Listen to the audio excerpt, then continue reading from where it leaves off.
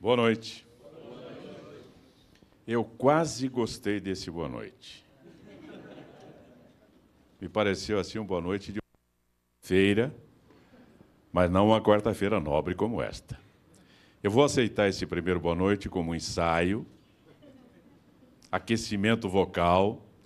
E agora, para valer, boa noite. Boa noite. Melhorou?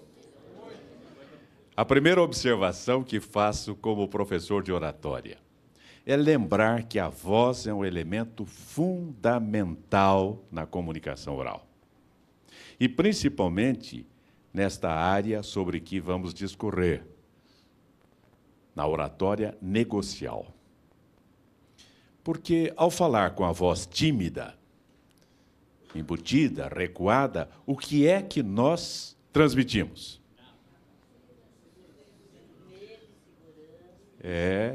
As duas respostas estão corretas. Nada de bom. E o que nós transmitimos não é bom. É insegurança, é medo, é uma certa falta de disposição, uma certa acomodação. Imaginem que eu, na condição de advogado, seja procurado por um cliente potencial que diga que quer me entregar a causa dele. E eu digo, pode ficar tranquilo que eu vou cuidar dessa causa, nós vamos ganhar fácil. Vai convencer, não?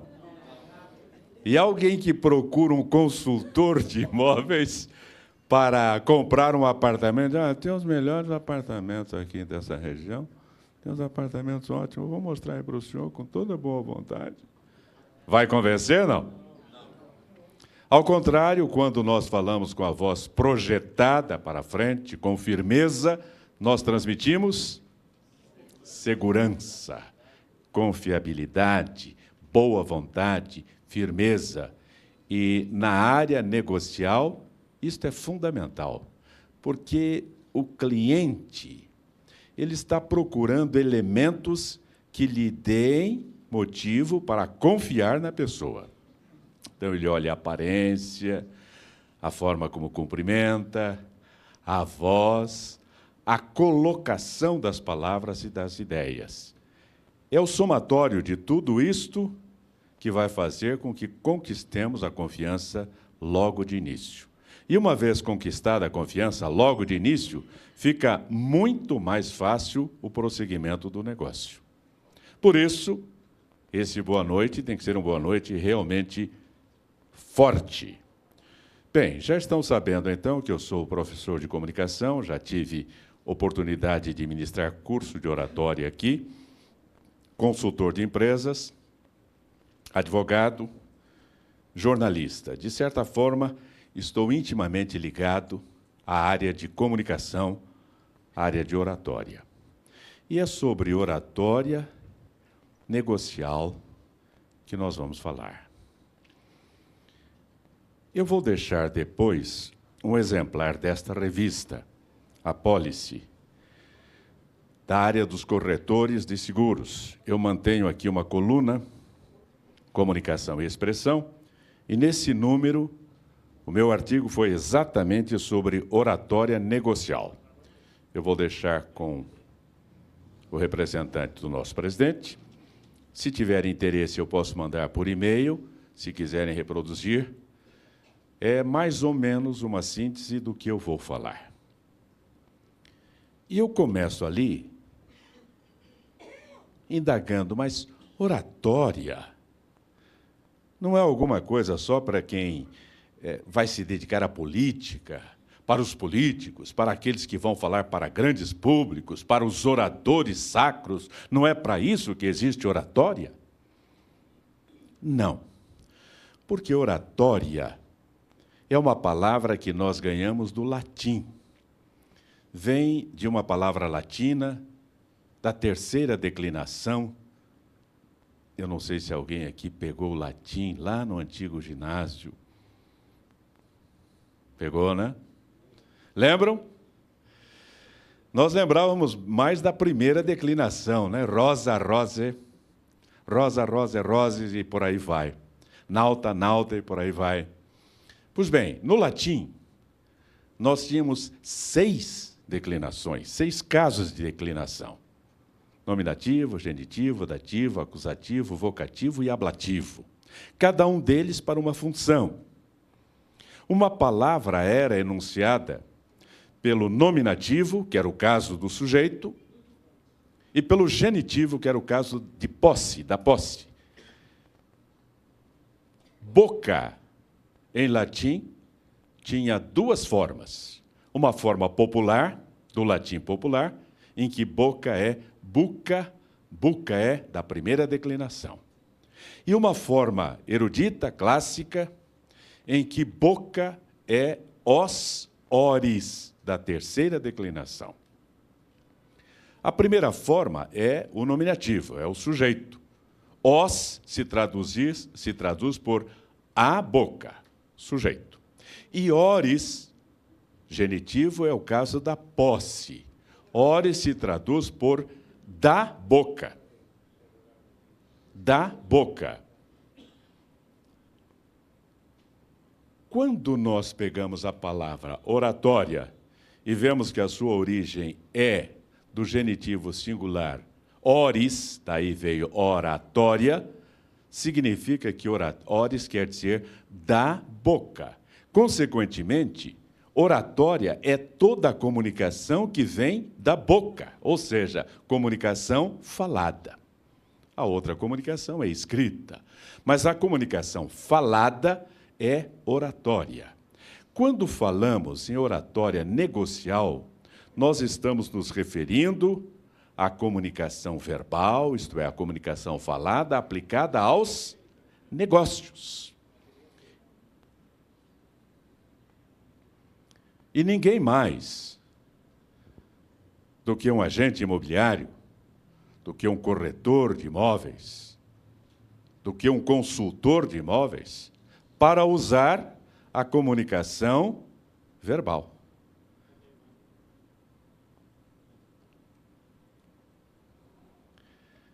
Vocês usam muito mais a comunicação falada do que a escrita, não é verdade? Alguém escreve para os seus pretensos clientes, dizendo que quer propor um negócio, que tem um imóvel. Escreve, não. É muito raro, né? Nós vamos lá. É no plá, é na conversa, é no gogó, é falando. Por isso, nós temos que saber como se processa essa comunicação falada, que se chama oratória. Oratória negocial. Mas basta isso aqui? Viram que há um espaço ali? Não é para a construção de um prédio, não. É porque em São Paulo agora o que acontece é isso. Você vê um espaço, daí a pouquinho está se levantando o edifício. Graças a Deus, né? Produto para nós comercializarmos. O que falta ali é esta palavra. Oratória negocial eficaz. Não basta ser oratória, não basta ser oratória negocial. Tem que ser eficaz. E aí nós vamos observar que em português existem várias palavras que parecem iguais e não são. Principalmente alguns verbos. Parecem sinônimos e não são. Por exemplo, olhar e ver. São a mesma coisa? São ou não? Não. Muitas vezes, mas muitas vezes, nós olhamos e não vemos. É comum. A pessoa acaba de olhar as horas. Você pergunta que horas são. O que ele faz? Olha de novo. Já mudou. Isso. Excelente resposta. Ninguém aplaude, não? Já mudou. Eu lembro a história de 2 moças que conversavam. Uma delas tinha o cabelo bem louro e estava lendo o jornal. A outra perguntou, que dia é hoje? Aliás, esta loura que estava lendo o jornal perguntou, que dia é hoje? A outra disse, você pergunta que dia é hoje? Você está com o jornal na mão? É, mas esse jornal é de ontem. Por aí, né? Foi boa também. Não se esqueçam que eu sou advogado e tenho sempre a busca da réplica, o direito de legítima defesa, é o contraditório. Mas dizia eu, o importante é que nós procuremos saber a diferença entre uma palavra e outra. Olhar é voltar os olhos para. E aí, até um cego pode olhar. É só ele voltar os olhos para um determinado lugar, ele está olhando. Ver, entretanto, é absorver, é assimilar aquilo para que se está olhando. Aí depende de atenção, concentração, vontade, desejo, interesse de ver aquilo para que se está olhando. Eu pergunto uma coisa a vocês. Quem é que olha mais? Homem ou mulher? É homem. Homem é um olheiro juramentado. Está sempre olhando. Está sempre olhando, sempre, sempre, sempre. Principalmente quando passa um homem por uma mulher. Já viram a diferença? Ele olha assim, de cima a baixo, continua olhando, vira o pescoço, sujeitando-se a um torcicolo, mas continua olhando. E ela? Pois é, mas ela passa olhando para um ponto no infinito. Mover a cabeça, nem pensar. Ela não move nem a pupila, mas ela vê tudo.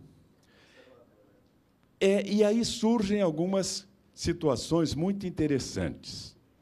E vocês que frequentam festa já devem ter visto isso. Eles estão assim, frente a frente, e ela diz, olhe quem chegou. O que é que o homem faz? Olha, e leva um cutucão. Não é para olhar assim. Mas ela não disse, olhe. Olhar não é voltar os olhos para. E aí nós temos que fazer uma distinção entre a comunicação masculina e a comunicação feminina. Vocês vão dizer, mas não falam a mesma língua? A língua é a mesma, mas o dialeto é diferente. O homem fala num dialeto chamado masculinês. É mais seco, é mais objetivo, é mais chão. A mulher fala num dialeto chamado mulherês. É diferente, as palavras mudam de sentido. Olhe para o homem no masculinês significa volte os olhos para. É um verbo, olhar, no imperativo afirmativo. Olhe para a mulher, não é imperativo afirmativo, nem verbo é. Não é. É uma mera interjeição, do mesmo tipo de imagine, que ela sempre fala. Puxa! E como quando ela fala imagine, você não tem que imaginar nada. Quando ela fala puxa, você não tem que puxar nada. Quando ela fala olhe, você não tem que olhar nada. Fique parado, sem mover um músculo, apenas amplifique aqui as antenas, porque ela vai falar, vai comentar, vai dizer alguma coisa. Olha quem chegou, você viu? É por isso que algumas já corrigiram o modo de dizer. Agora elas falam assim, não olhe agora, mas... Porque se não falar isso, não olhe agora, ele vai olhar. Olhar, portanto, é uma coisa, ver é outra. Para nós, que estamos no nosso dia a dia, procurando oportunidades, basta olhar? Nós temos que ver, ou uma placa, ou um imóvel, ou alguma área, nós temos que estar atentos e olhar não apenas com os olhos, mas olhar com o cérebro, olhar com atenção. Este primeiro olhar, só de olhar, é apenas eficaz. É apenas eficiente, melhor. O outro é eficaz. Eficiência e eficácia são também duas palavras que parecem iguais.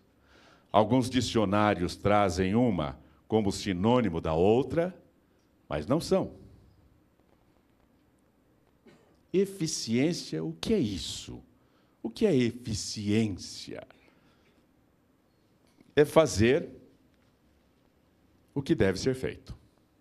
Quando eu faço aquilo que esperam que eu faça, aquilo que eu devo fazer, eu estou sendo eficiente. Observe uma coisa. Nós moramos numa das maiores cidades do mundo, a maior da América do Sul. 12 milhões de habitantes. Diariamente, milhões de pessoas saem de casa, tomam uma condução, vão até o local de trabalho, assinam ou registram a presença, ficam lá o dia todo, no fim do dia, voltam para casa. Foram eficientes, estavam lá. Aí eu pergunto, todas terão sido eficazes? Basta ver como nós somos atendidos em determinados locais. A pessoa está lá para atender, está ganhando para isso, é o seu emprego, é a sua obrigação, e atende mal quando não atende.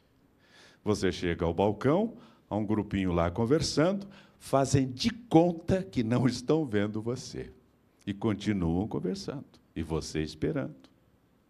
Você pede uma explicação, dão a explicação pela metade, atrapalhando toda a sua vida, todo o seu dia, quando teriam a obrigação de dar uma explicação correta, certa. Isto é ser eficiente. Quem aqui é do interior, hein? Quem nasceu no interior, quem é do interior? Levante a mão com coragem, gente. Não é vergonha ser caipira, não sou. Uai. Obrigado. Eu também sou do interior. Os demais são capitalistas. Nós lá no interior já vimos muitas vezes um pato, não vimos? Viram? Vocês já viram o pato andar? Desengonçado, né? Desengonçado. Já viram o pato voar?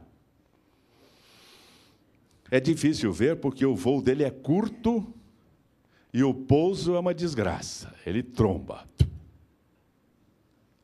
Já viram o pato nadar? Você só vê a água, porque o pato é difícil, ele espadana a água por todo lado. A verdade é que esta criatura que aí está, anda, voa e nada. Mas é um desastre. Os que viveram mais, é melhor dizer isso do que dizer os mais velhos, né? Os que viveram mais, cujos cabelos já embranqueceram ou azularam, se lembram de um programa que havia chamado A Hora do Pato. Era um programa de calouros. E quando a pessoa desafinava, ouvia-se o quen-quen do pato. Nem cantar o pato canta. Quen-quen. Isso é o pato. Aí nós vamos saber o que é eficácia. É quase a mesma coisa. É fazer como? Bem. O que deve ser feito para se obter um resultado. Nós vivemos em função de resultados. Tudo que nós fazemos tem que objetivar um resultado. Hoje, quando o tempo é muito precioso, não se pode gastar tempo sem objetivar um resultado.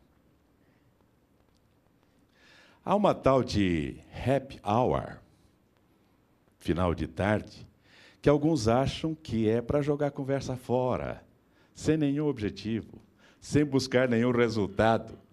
O bom profissional de venda sabe que não é isso, não. É naquela hora que ele vai jogar a conversa não fora, dentro. Porque é uma descontração, os espíritos estão desarmados, a pessoa está aberta a um diálogo, e é nesta hora que nós buscamos e atingimos um resultado. Muitos acham que o sábado é dia de descanso, né? Afinal de contas, domingo, então, vai descanso ainda. Nós sabemos que não é bem assim. Há uma expressão popular que fala em descansar carregando pedra. Você descansa, mas o seu cérebro, os seus olhos, os seus ouvidos estão atentos. E, de repente, numa conversa na saída da missa, na saída do culto, surge uma chance. Estou pensando em me mudar. Tenho um apartamento, mas é muito grande. Meus filhos já se casaram. Agora estou eu e a Joana. Quando eu, como militar, cheguei a São Paulo, ouvia os meus companheiros controladores de voo conversar. E alguém sempre dizia, eu fui ao cinema com a Joana ontem e tal. Outro dizia, eu levei a Joana ao teatro. Outro dizia, esse fim de semana eu passei com a Joana em Santos. Que diabo? Quem é essa Joana? Aí depois me disseram que Joana é o designativo que eles dão para a esposa, em homenagem a Joana d'Arc, a mártir. Então, como a esposa é a mártir, eles a chamavam de Joana. Você saiu com a Joana e está ouvindo uma conversazinha ali, sem compromissos. Pois é, meus filhos se casaram, cada um tem a sua casa, meu apartamento agora é grande, eu estou pensando em comprar um apartamento menor. Olha aí a chance, de mão beijada. Num instante em que você não estava procurando, você não estava agindo profissionalmente, você não estava atrás disso, mas você estava atento.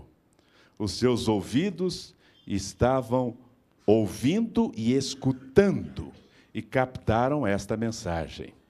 Fazer bem o que deve ser feito para se obter um resultado. Nós todos vivemos em função de resultados.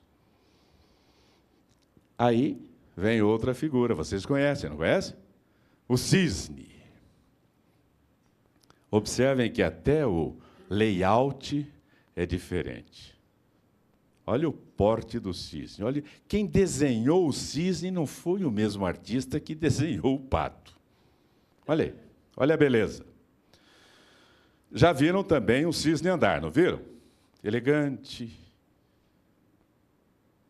caminha de maneira agradável aos olhos, voando ele desliza no espaço, nadando ele o faz com tanta graça que motivou um compositor chamado Tchaikovsky a escrever uma ópera chamada O Lago do Cisne, uma beleza ímpar. Aí está o cisne, que também anda, voa e nada, e é uma graça. Esta é a diferença entre eficiência e eficácia. Aqui no mundo corporativo, aqui fora, há pessoas que procuram aquele vendedor.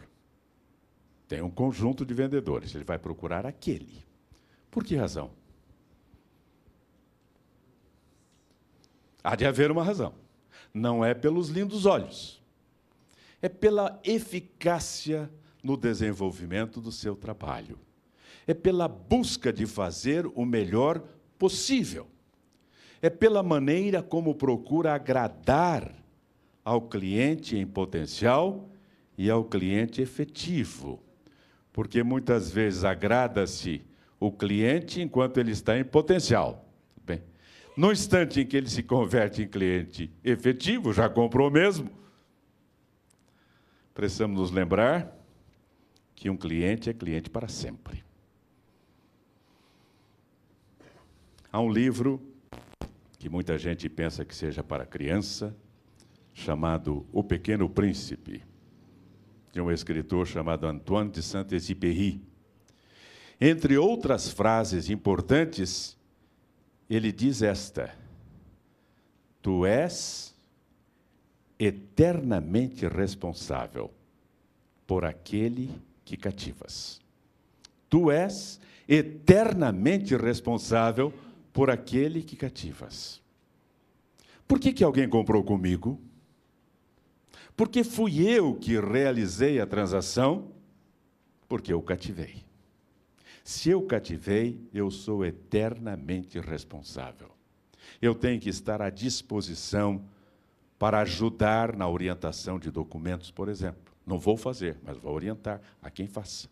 Eu tenho que estar à disposição para esclarecer quaisquer dúvidas. Se eu não tenho conhecimento da solução, eu sei quem tenha. Eu vou procurar. Parecem iguais, mas não são. Falatória e oratória. Eu venho ministrando curso de oratória há 30 anos. Perguntaram-me há pouco se eu já ministrei curso para médicos. Já. Médicos, advogados, professores, engenheiros, militares. E há dois grupos básicos de pessoas. As que têm inibição e acham que não sabem falar, têm medo de falar, têm receio de falar e têm a humildade de procurar um curso de oratória. E os boquirrotos, os falastrões, aqueles que falam demais e acham que falar demais é ser orador. Acham que falar em quantidade torna-o um bom orador. Isto é falatória, não é oratória. E a falatória pode ser em quantidade. Lembram-se dele? Ele ainda está vivo, hein? Quando todo mundo pensou que ele já tinha ido, olha nós aqui outra vez, como dizia a Dona Irã Barbosa. Sabem o que ele disse? Está no jornal.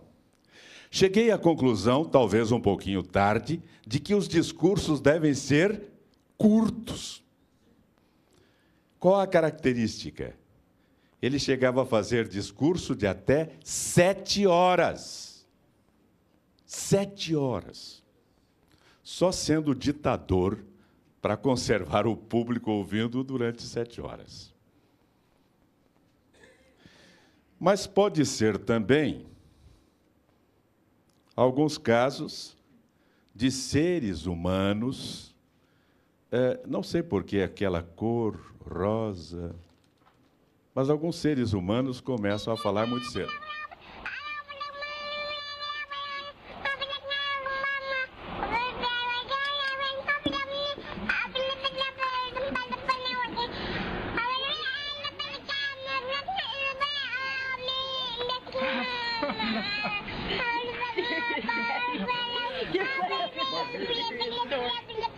Imagine. Nem sabe falar ainda. Imagine quando souber. Eu tenho feito há muito tempo pesquisas sobre comunicação e comportamento nos universos masculino e feminino. Há diferenças. Diferenças fundamentais. Diferenças, inclusive, da forma como o homem e a mulher usam o seu cérebro. O homem usa muito o hemisfério esquerdo, da lógica, da coerência, então são coisas curtas, coisas secas até. A mulher usa o hemisfério direito, que é da emoção, da sensibilidade, da criatividade. O homem desenvolveu hábitos solitários. Quando ele tem um problema, ele não fala com ninguém. Ele quer ficar calado, falando com ele mesmo. A mulher desenvolveu hábitos solidários. Quando ela tem algum problema, ela quer falar, conversar, botar para fora, discutir a relação. Uma observação. Nós estamos em um grupo democrático, e se alguma coisa que eu disser aqui não agradar às mulheres, elas acharem que não estou certo, nós resolveremos isto democraticamente pelo voto. Tudo bem? Democracia.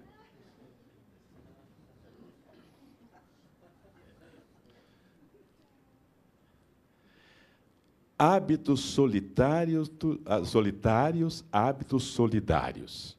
Voltem para aquela festa que eu falei lá no começo. Festa se desenvolvendo, chega o momento sagrado do xixi. O homem se levanta e vai sozinho, calado. Imagine se ele vai dizer para quer ir comigo ao banheiro? Não. Não vai falar nunca. A mulher, ela nem precisa falar nada. Ela só levanta a bolsinha assim, começa a andar, vem um enxame atrás. Vão todas juntas ao banheiro. Você está rindo? Você já observou isso? E cá entre nós, às vezes nem fazem xixi nada. Que nada. Vão lá para retocar a maquiagem.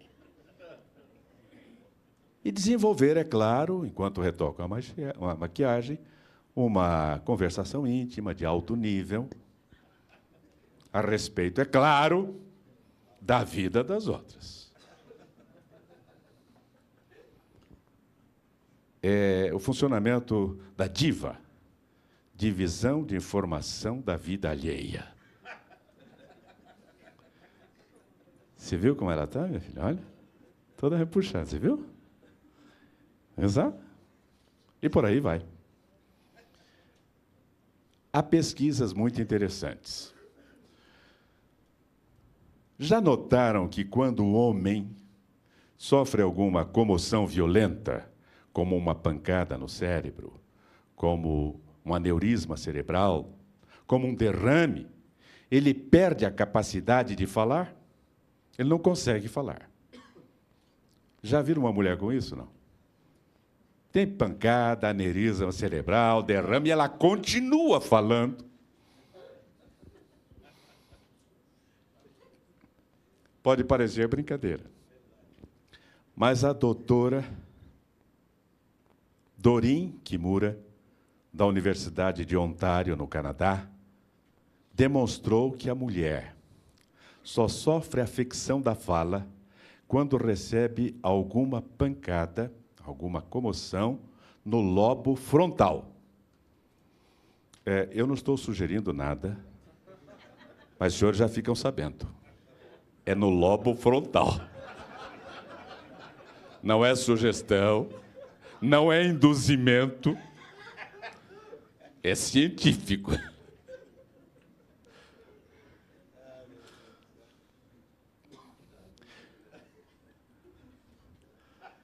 Parecem iguais, mas não são. Falatória em qualidade. Nós vimos falatória em quantidade. Agora, falatória em qualidade. Pessoas que, como a Ofélia, só abrem a boca quando têm certeza. Certeza de que vão dizer asneira. Talvez nem todos possam ler, eu vou ler então. Quando mais e mais pessoas são despedidas do trabalho, isso resulta em desemprego. Como é que ele chegou a essa conclusão? Um gênio. E quem falou isso foi nada menos do que Calvin Coolidge, ex-presidente dos Estados Unidos. Isso mostra que, se nós não estivermos atentos quando nós falamos, nós vamos dizer asneira. Uma recomendação que tenho dado nos cursos de oratória. Antes de ligar a boca, ligue o cérebro. Pense. Esse aqui recebeu o prêmio na ocasião, recebeu o prêmio Chute na Boca.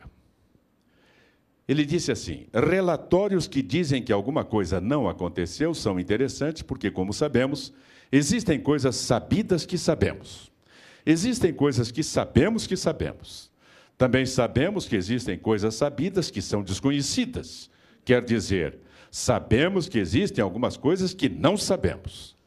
Também existem coisas desconhecidas que desconhecemos, ou seja, aquelas que não sabemos que não sabemos. Donald Rumsfeld, na ocasião, ministro da Defesa, secretário da Defesa dos Estados Unidos. Ah, esse aqui. Eu falei a respeito dele, sabe onde? Em Pernambuco. Nesse final de semana, eu fui convidado a fazer uma palestra no encerramento do 26º Encontro dos Juízes do Trabalho. E foi num lugar horrível, chamado Porto de Galinhas. Horroroso, um sol escaldante, uma praia que não acabava mais, aquele mar verde, verde, verde, um céu azul. E eu morrendo de saudade da garoa de São Paulo, da chuva de São Paulo, da poluição. Pois é, aquele excesso de oxigênio fazendo mal para o meu pulmão, nem um pouquinho de gás carbônico, nada. Pois bem, ele é de Pernambuco. E aqui está um instante em que ele foi eleito presidente da Câmara dos Deputados. Os senhores se lembram?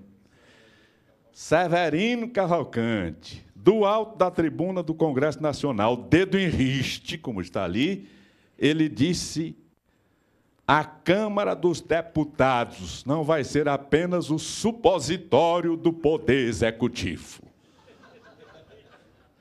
Supositório do Poder Executivo?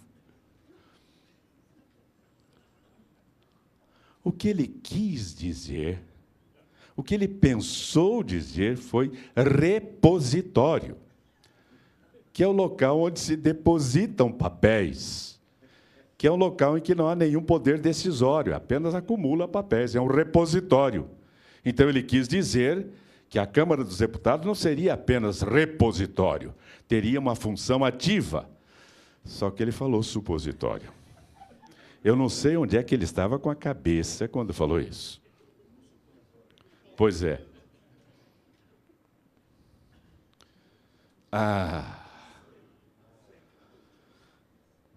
Não é a poluição que está prejudicando o meio ambiente. São as impurezas em nosso ar e água que fazem isso.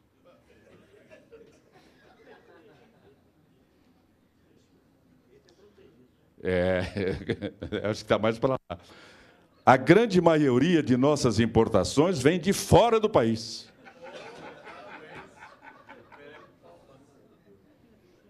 Até nisso, os Estados Unidos são mais privilegiados do que o Brasil, né? No nosso caso, é a totalidade das importações que vem de fora do país. Se não tivermos sucesso, corremos o risco de fracassar. Quando eu estou falando de mim e quando ele está falando de mim, ambos estamos falando de mim.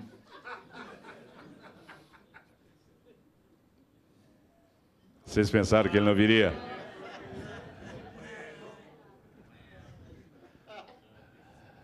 É água, hein? É água. É água, é água.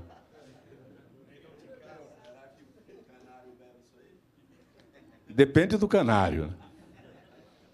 Não sei se depois vai conseguir voar. Certo. Com o olhar assim de quem está com muita sede. Agora que ele está deixando o governo, vão homenageá-lo, colocando o nome dele no aeroporto, Viracopos.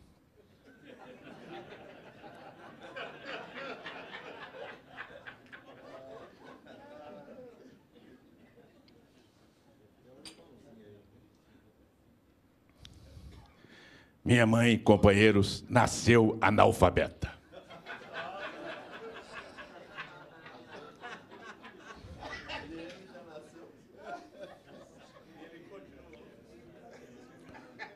Como eu leciono em uma universidade, eu fui lá ao departamento de pedagogia para saber se eles já desenvolveram um método de alfabetização intrauterina. Ainda não. Então, as mães continuarão a nascer analfabetas e os filhos da mãe também. E recepcionando um grupo de atletas das artes marciais, ele disse: parabéns, agora eu também vou para o tapume. Tapume?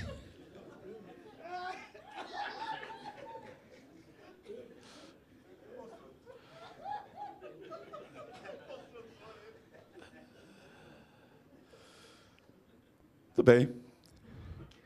Oratória. Quais são os fatores que compõem a oratória? Oratória é o somatório de apenas dois elementos, dois fatores: eloquência e retórica. Eloquência é verbosidade, fluência verbal, quantidade de palavras. É agradável ouvirmos falar alguém que é eloquente, porque essa pessoa eloquente, ela não faz pausas. É aquela pessoa que começa a falar e vai falando. As palavras vão vindo assim, sozinhas, como do nada, diferentemente daquelas que, não sendo eloquentes, sabe o que fazem? Usam muletas verbais.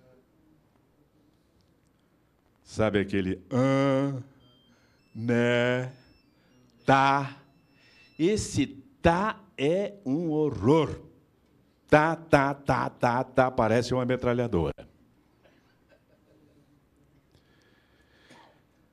Eloquente é a pessoa que possui uma quantidade tal de palavras que fala fluentemente, para usar a expressão de Rui Barbosa, como em cachoeira, e é gostoso ouvir. E aí vem uma pergunta: como adquirir eloquência? E a resposta é: lendo bons livros, lendo bons livros. Para não ficar apenas na palavra, vou dar um exemplo. Aí está um livro. Falar bem é bem fácil. O autor é J.B. Oliveira. A editora é Madras.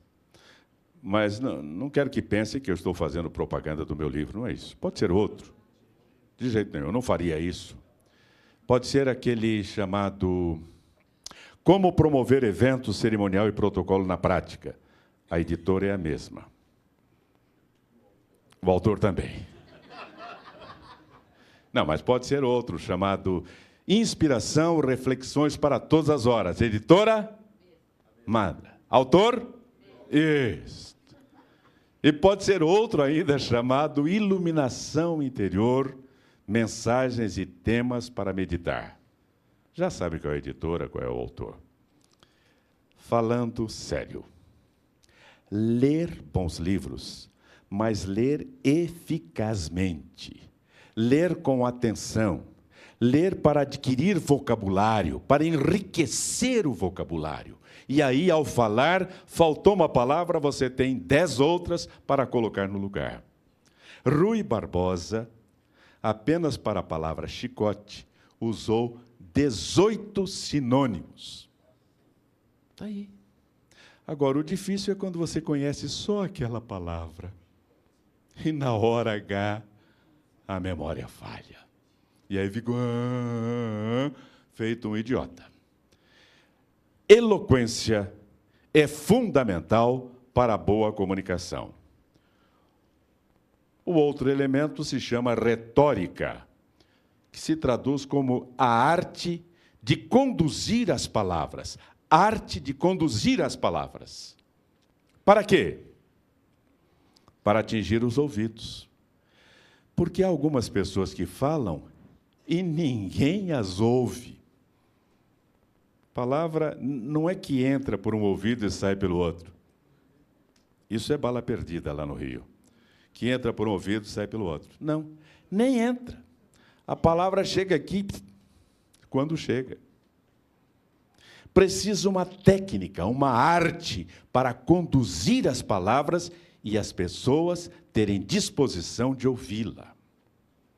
Esta arte se chama retórica. E aí eu pergunto, basta atingir os ouvidos? Não. Ouvido não decide nada.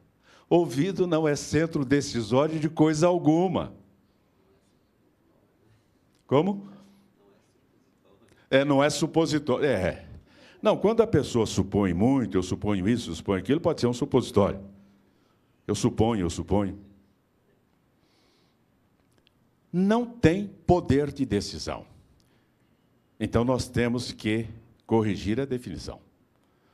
Oratória é a arte de conduzir as palavras para atingir os ouvidos e o cérebro, a mente. Agora sim, agora nós chegamos ao centro de decisão. É aqui que a pessoa vai decidir se o negócio é conveniente, se não é conveniente, se ele é vantajoso, se não é vantajoso, se ele cabe no meu orçamento, se não cabe, se eu posso conseguir um financiamento para ele ou não, se me convém aquele negócio ou não. Não é o ouvido, é o cérebro, é a mente. Isto quer dizer que a nossa comunicação tem que ser eficaz, inteligente, coerente. Nós temos que dizer coisa com coisa. Porque quem gosta de ouvir abobrinha é feirante. E nem todos, só da barraca de abobrinha. Nós temos que dizer coisas sensatas, coisas pensadas, coisas corretas. Por isso temos que ter um conhecimento profundo do produto que estamos oferecendo. Basta? Basta isso? Retórica é a arte de conduzir as palavras para atingir ouvidos e mente. Basta isso? Nós somos seres humanos. Nós estamos impregnados de emoção, de sensibilidade, de coração. E a grande verdade é que as grandes decisões da nossa vida não foram feitas meramente pela razão, foram? Não. Razão e emoção. E na área imobiliária, a emoção conta muito, porque a pessoa que adquire um imóvel, ela o faz movida muito pela sensibilidade, pela emoção. Quer ter o seu chão, quer ter o seu espaço, quer ter o conforto para a família, quer ter um lugar seu para inundar a sua alma de alegria, de satisfação. Por isso, nós temos que saber trabalhar também a emoção, o sentimento, o coração. Não basta a razão fria, não bastam os números, nós temos que traduzi-lo em vantagens, em benefícios.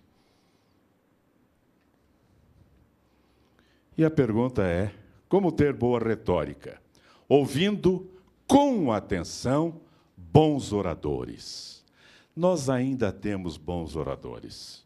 São uma raça em extinção.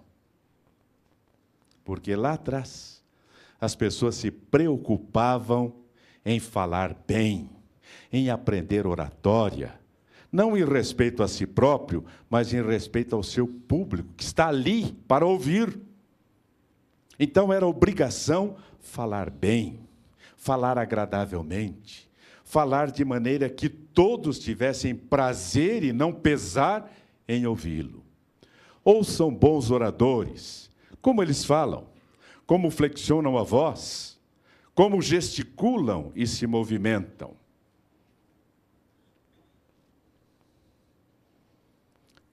Aqui, vamos mais devagar, nós vamos falar das interferências na comunicação.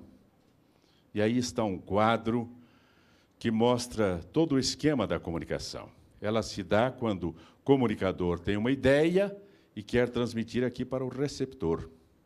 Ele vai codificar a ideia, vai criar a mensagem, vai escolher um canal, vai mandar para o receptor, que vai decodificar a mensagem e formar a ideia. Vocês acham que aquilo que vocês pensam é exatamente o que vocês falam? Entre o que nós pensamos e o que nós falamos, há um espaço a ser percorrido, e muitas vezes aí nós nos perdemos.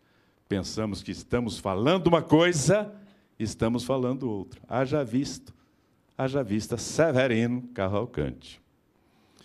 Eu estava numa solenidade da Justiça Militar, segunda circunscrição da Justiça Militar em São Paulo, que prestou uma homenagem a um suplente de deputado federal.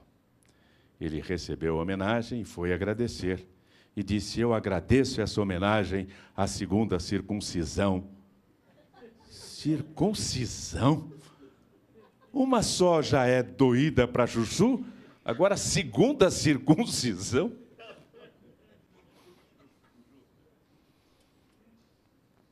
Nós, às vezes, pensamos uma coisa, ou seja, uma coisa é a ideia, outra coisa é a mensagem. Temos que estar muito atentos naquilo que estamos falando. E do lado de cá, quando nós somos ouvintes, nós temos que estar muito atentos à mensagem para que formemos a ideia correta. Normalmente, aqui é que se dá ruído ou bloqueio, quando a pessoa vai interpretar o que a outra diz.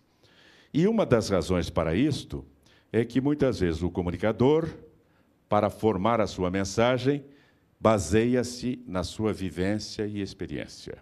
E do lado de cá, o receptor vai se basear na sua própria vivência e experiência. O que quer dizer isso? Que fora da área técnica, eu não devo usar termos técnicos. Essa história de prorata, para nós faz sentido. Para quem não conhece, prorata deve ser veneno, formicida, prorata, para matar as ratas, tudo.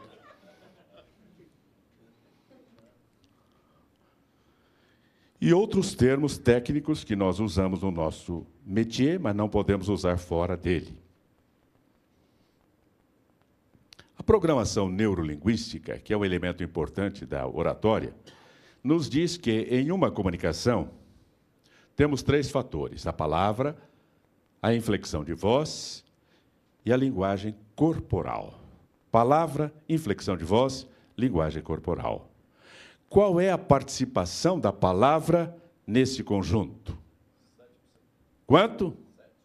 7. Eu ouvi dizer que é 80, 90. 7% do poder da palavra?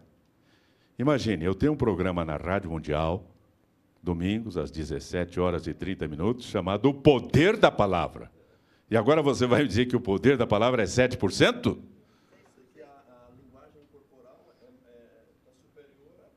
É assim? Não sei, você que está falando. Ah, ele é professor? Ah, então ele sabe o que fala. Magister Dixit. A palavra 7%. Ninguém aplaude, ele acerta assim na primeira. 7%.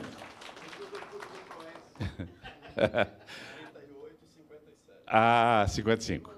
38% a inflexão de voz, a maneira como eu pronuncio, a maneira como eu coloco a minha voz, a firmeza que eu coloco na voz, 38%. Por isso, Joseph Conrad, um escritor, diz: dê-me a palavra certa, com o tom de voz exato, e eu moverei o mundo. Nós não precisamos mover o mundo. Basta mover a vontade do nosso cliente, está bom demais.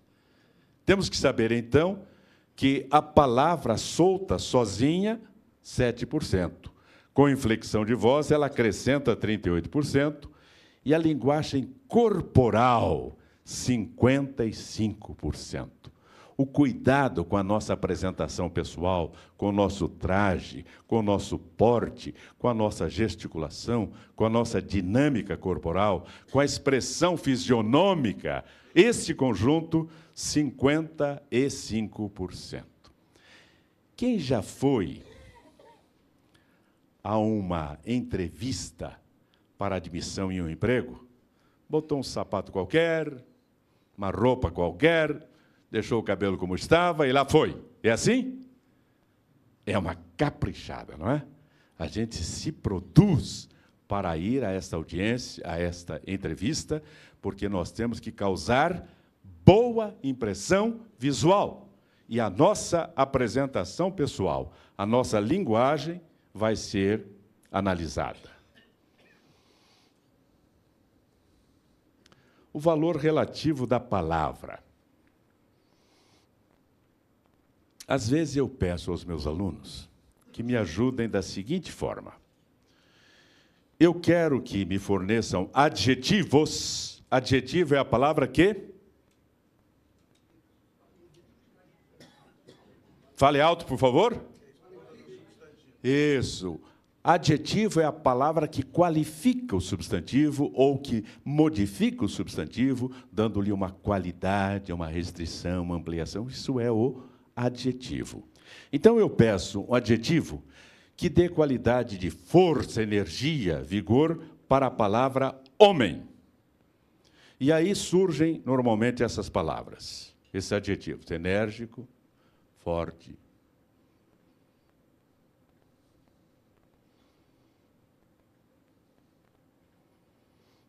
Concordam? Essas palavras transmitem noção de energia, de força, de vigor, enérgico, forte, dominador, dinâmico, másculo, realizador, entusiasmado, empolgado. Aí eu chego mais ou menos assim e falo: eu sou um homem enérgico, forte, sou um homem dominador, sou muito dinâmico, másculo, sou realizador, sou profundamente entusiasmado. E eu estou empolgado com essa turma aqui, estou muito empolgado. Acredita ou não? Mas as palavras não dizem isso? É que é só a palavra, pura palavra. São Paulo diz: a letra mata, o espírito vivifica. O espírito é a maneira como eu pronuncio, como eu falo, como eu exteriorizo a palavra. Quando eu digo: eu sou um homem enérgico, forte, dominador, dinâmico, másculo, realizador, entusiasmado, e estou empolgado com essa turma, mudou? Da água para o vinho. Oratória convencional. Até aqui nós falamos da oratória convencional ou oratória clássica. E a negocial. Elas têm pontos de referência. Na oratória convencional, nós temos 3 partes. Na oratória negocial também. Lá nós temos introdução, desenvolvimento, conclusão. Aqui, na oratória negocial, as partes são as mesmas, ou seja, início, meio e fim. Mas os nomes mudam. Lá é introdução, aqui é abordagem. Lá é desenvolvimento, aqui é demonstração. Lá é conclusão, aqui é fechamento. É a oratória ou não é? É a estrutura da oratória ou não é? Início, meio e fim. Cada uma destas partes tem a razão de ser. Para que serve o início? Para que serve o meio? Para que serve o fim? Cada uma tem uma finalidade. O início é para chamar a atenção. Tecnicamente, em oratória, ele se chama exórdio. Foi definido por Cícero como a parte do discurso que prepara o auditório para bem receber a mensagem. Cria no auditório vontade de ouvir. A abordagem é a maneira como você apresenta o produto, criando vontade na pessoa de conhecer mais e de adquirir aquele produto. É uma forma original, é uma forma agradável. O meio em oratória se chama desenvolvimento, é onde você vai desenvolver a ideia proposta. Em negocial, é demonstração, onde você vai mostrar, mais do que mostrar, você vai demonstrar o que é o produto. E o fim, em oratória convencional, é conclusão, aqui é fechamento. Muitos vendedores são bons na abordagem, são agradáveis, bate um papo muito legal, falam sobre política, futebol, falam sobre mulher, contam piada e não vão para frente. Esquecem que não estão ali numa visita social para bater papo, estão ali para trabalho, para vender, para obter um resultado. Outros vão para o desenvolvimento, mas estão despreparados que não conseguem nenhum resultado. E não chegam, portanto, à conclusão, fechamento, bater o martelo. Os elementos vitais do meio. Em oratória convencional, o meio, que se chama desenvolvimento, é onde nós vamos dar os elementos de convicção, os elementos que vão convencer o meu ouvinte ou os meus ouvintes de que eu tenho a razão. E para isso eu vou trazer notícias, fatos, números, coisas concretas, coisas que movam a mente da pessoa, notícias, fatos e números. Na oratória negocial, a demonstração se faz também por 3 elementos. Eu vou demonstrar o que é o produto. Para demonstrá-lo, eu tenho que dar as suas características. O que é o produto em si? Um apartamento e uma casa são a mesma coisa? Então eu tenho que dar as características daquele apartamento, as características daquele imóvel, daquela casa. Um apartamento nos Jardins tem as mesmas características de um apartamento na Zona Leste, na Zona Norte, no extremo da Zona Sul? Não. Uma casa lá e uma casa cá? Eu preciso, então, dar as características, evidenciar exatamente, precisamente, o que é o imóvel. Quando falamos em apartamentos, mesmo que seja na mesma zona, são todos iguais? Não. Então, eu tenho esse apartamento cujas características são estas. E eu vou dar dimensão, número de cômodos, dormitórios, sala, cozinha, copa, número de vagas na garagem, outros benefícios, outras características que possa ter, playground, área de lazer e por aí afora. Para mostrar as características deste imóvel com que eu estou trabalhando. Basta isto? Não. Há outros imóveis praticamente iguais. Eu tenho que apontar as vantagens do meu produto sobre os demais. O meu tem as seguintes vantagens, e aí eu elenco as vantagens que ele tem e o outro não tem. Talvez proximidade de uma área reflorestada, portanto, do verde, talvez a facilidade de vias de acesso, de condução, etc. E aí os benefícios, isto é, o que o meu produto vai agregar à pessoa. Que benefício vai dar àquela pessoa o meu produto? Conforto, tranquilidade quanto aos filhos, área segura, proteção,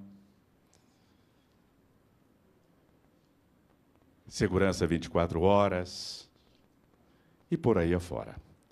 Percebemos, então, que o caminhar da oratória negocial segue os mesmos passos da oratória convencional ou clássica. Agora, finalmente, há uma expressão popular que diz que não há bem que sempre dure, não há mal que não se acabe. Então chegamos ao finalmente. Para agregar eficácia à oratória, seja ela convencional ou negocial, você deve aplicar o seguinte decálogo. Baseamos-nos aí nos 10 mandamentos, decalogos. Em toda e qualquer comunicação, somente usarás, eu coloquei na segunda pessoa do singular a propósito, frases, isto é, orações, que sejam curtas. Não alongue uma frase, porque frase longa complica a compreensão, dificulta a compreensão. Quando você chega ao fim, a pessoa não sabe o que você disse lá no começo ou lá no meio. Use frases curtas, claras. Obscuridade gera dúvidas e problemas. Não use termos técnicos. Ad mensuram, o que é isso? Ad mensuram, sei lá o que é isso. Já falamos no prorata dies e outras coisas mais. Use uma linguagem de domínio geral. Simples. O cérebro processa poucas informações simultâneas. Se você der 4 instruções de uma vez para uma pessoa, o que vai acontecer? Vai embolar o meio de campo. E o que está escrito lá? Principalmente o cérebro masculino. O homem age por monoprocessamento. É uma coisa de cada vez. A mulher, por multiprocessamento. Ela faz várias coisas ao mesmo tempo. O cidadão está dirigindo, o que ele faz? Está procurando um número, ele tira o som do rádio para procurar o número. Vocês estão rindo porque vocês fazem isso. Eu estava junto, eu vi. Meninos, eu vi. Ela lá procurando o número, tira o som. Se estiver com a mulher ao lado e ela estiver conversando, aí pronto, aí danou-se. Passa, vai embora. E ela fala, mas você passou, você passou. E ele dá uma explicação bem racional, né? Claro, você está falando. Caso sério. Então, nada de atropelar uma coisa sobre a outra. Uma por vez, e olhe na cara do cidadão, no olho do cidadão. Se os olhos estiverem ativos, ele está compreendendo. Se ficar aquele olhar de paisagem, ele está longe dali. 4, positivas. Comunicação negativa é não comunicação. O não atrapalha tudo. Eu não vou perder essa venda. Já perdeu. Pense, eu vou conquistar essa venda. E não, eu não vou perder a venda. Eu vou perder a venda. Querem um exemplo? Não pensem em morango vermelho. Eu pedi para não pensar. Tá bom, você pensou com raminho ou sem raminho? Alguns já pensaram até com chantilly. 5, racionais. Antes de ligar a boca, ligue o cérebro, fale coisa com coisa. 6, sim ou não. O quase e semelhante é um perigo. Quase é da mesma família do eu acho, parece, eu penso que. Essa área é segura? Eu acho que sim. Parece que aqui não tem tanto problema de segurança. Me disseram nada disso. Sim ou não, e evitar quase, parece, acho. Cadenciada. Ritmo certo da fala é fundamental. Há pessoas que falam muito depressa, dando a impressão que estão correndo atrás de um trem em movimento. Imagina essa pessoa dando uma explicação técnica a respeito de um imóvel. Como é que vai ser? Como é que a pessoa vai entender? Entrou na sala, já está lá na sala, já saiu do outro lado. Acabou. Outros já falam mais pausadamente, né? Aí o visual não aguenta e corta. Pausadamente, demorando bastante entre uma frase e outra.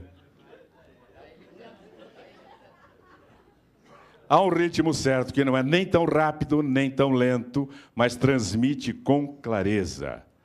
8, ilustradas. Uma figura vale mais do que 1000 palavras. E vocês trabalham muito com isso. Vai lançar um produto, vem lá o folder, vem toda a ilustração, vem a maquete, vem a fotografia da maquete, para a pessoa ver. Nós compramos muito pelos olhos. Corteses. Além dos ouvidos, a cortesia fala a alma. Como é bom conversar com uma pessoa cortês, educada, que fala as coisas com urbanidade, com educação, respeitando o seu semelhante. E agradáveis. Mesmo as coisas desagradáveis podem e devem ser ditas de modo agradável. Às vezes a coisa é agradável, mas a pessoa diz de uma maneira tão desagradável que perde a graça ali.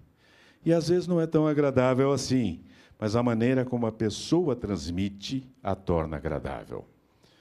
Numa carta escrita a Frederico II da Prússia, Voltaire diz: as palavras ferem mais do que punhais, e o modo de dizê-las mais do que as palavras.